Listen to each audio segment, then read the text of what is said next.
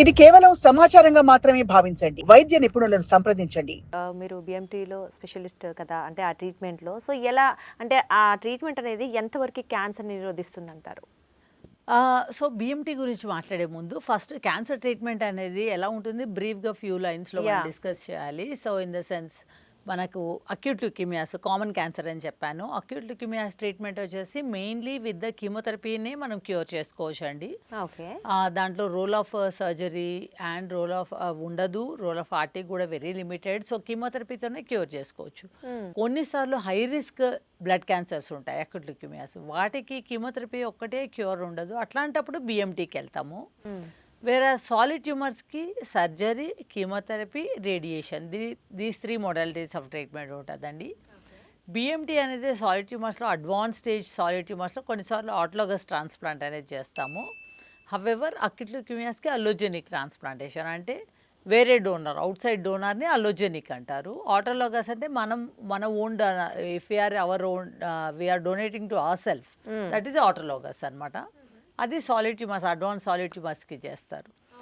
So otherwise బీఎంటీ అనేది బీఎంటీ expansion వచ్చేసి వేరే డిజార్డర్స్కి ఇప్పుడు చిన్నపిల్లల్లో ఇట్స్ ఎవాల్వింగ్ వెరీ నైస్లీ అండి. I should say many conditions like transfusion dependent anaemia, thalassaemia గురించి వినే ఉంటారు. హ్మ్. సో అలాంటి కండిషన్స్కి ట్రాన్స్ఫ్యూజన్ డిపెండెంట్ అనీమియాస్ లైక్ తలసీమియాస్, ఇమ్యూనోడెఫిషియన్సీస్, కొంతమంది పిల్లలు పుట్టుకతోనే ఇమ్యూనిటీ లోపంతో పుడతారు. సో అలాంటి వాళ్ళకి ఇమ్యూనోడెఫిషియన్సీ డిజార్డర్స్కి, మెటబాలిక్ ప్రాబ్లమ్స్కి, ఇలాంటి వాటికి ప్లాస్టిక్ అనీమియాస్ అంటారు. అంటే బోన్ మ్యారో ఫెయిల్ అయిన కండిషన్స్, అది ఇన్హెరిటెడ్ బై బర్త్ వచ్చిండొచ్చు ఆర్ ఇడియోపాథిక్ మధ్యలో వచ్చిండొచ్చు.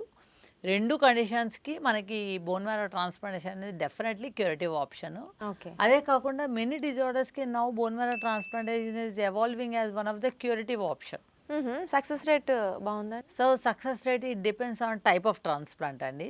But majority of the cases are getting well cured.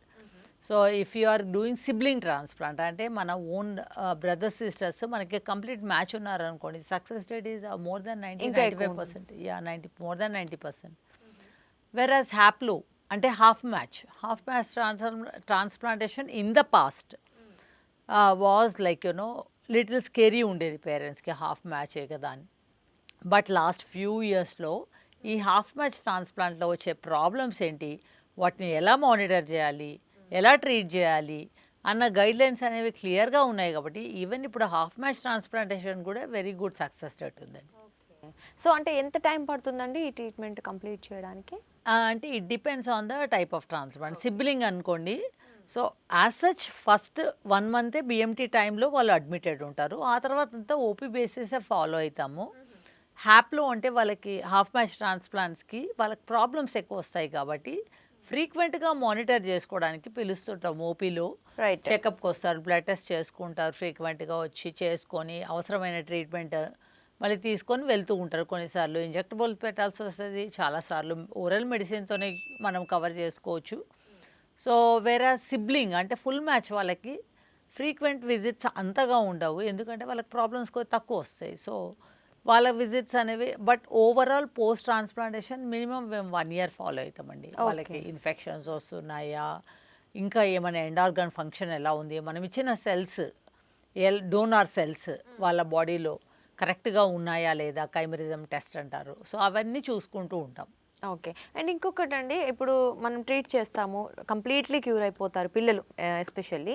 So అయిపోయిన తర్వాత మళ్ళీ 10-20 సంవత్సరాల తర్వాత మళ్ళీ క్యాన్సర్ వచ్చే అవకాశం ఉంటుందంటారా వాళ్ళకి? So this is a good question అండి యాక్చువల్లీ. ఎందుకంటే చాలామంది పేరెంట్స్ మేము కౌన్సిల్ చేసేటప్పుడు ఓకే మేము విన్నాము మళ్ళీ తర్వాత రిపీట్ అవుతుంది అలాగా. బట్ అది చాలా స్మాల్ పర్సంటేజ్, 5% ఆఫ్ కేసెస్కి సెకండ్ మ్యాలిగ్నెన్సీస్ రావచ్చు. మనం ఇచ్చే కండిషనింగ్ కీమోథెరపీ వల్ల కొన్నిసార్లు ఇచ్చిన డోనార్ సెల్స్ అనేవి రిజెక్ట్ అయ్యి మళ్ళీ ఒరిజినల్ ప్రాబ్లం వాపస్ రావచ్చు. But that is very small percentage. Majority are getting cured and leading normal life like you and me. They are leading normal life in terms of studies, jobs and other activities. Okay అండి. And ఇప్పుడు ఫైనల్గా so ఇలాంటి cancer నుంచి తప్పించుకోవాలంటే మరి ఏం చేస్తే better అంటారు? పిల్లలు రాకుండా చూసుకోవాలంటే ఏం చేయమంటారు? సో పిల్లలు రాకుండా చూసుకోవడానికి మనము ఫస్ట్ థింగ్ పేరెంట్స్ వచ్చినప్పుడు క్యాన్సర్ డయాగ్నోజ్ అయినప్పుడు పేరెంట్స్ అదేని నా తప్ప నా వల్ల ఇదే జరిగిందా, ఎస్పెషలీ మదర్ నా ప్రెగ్నెన్సీ లోపం ఉందా, నేను ఇచ్చిన ఫుడ్లో లోపం ఉందా.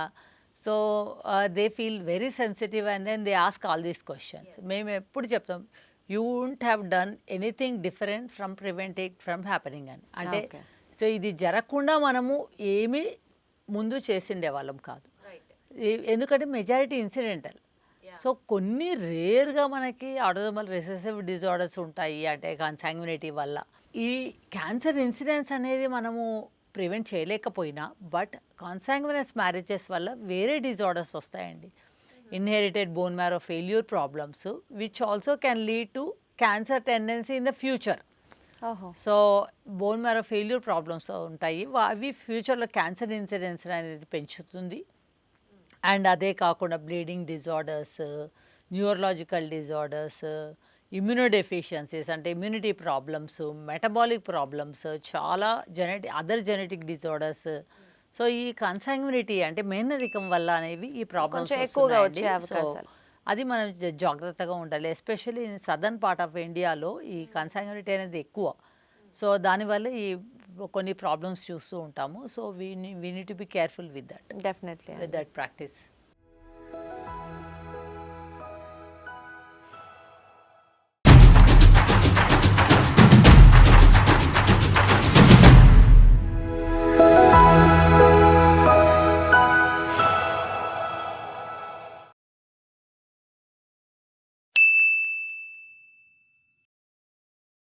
సాక్షి టీవీ ప్రసారాలను నిలిపివేయటం చట్టరీత్యా నేరం. సాక్షి టీవీ ప్రసారాల కోసం మీ స్థానిక కేబుల్ ఆపరేటర్ను వెంటనే సంప్రదించండి. DTH లో ఇంటర్నెట్ లో కూడా సాక్షి టీవీ ప్రసారాలను వీక్షించవచ్చు.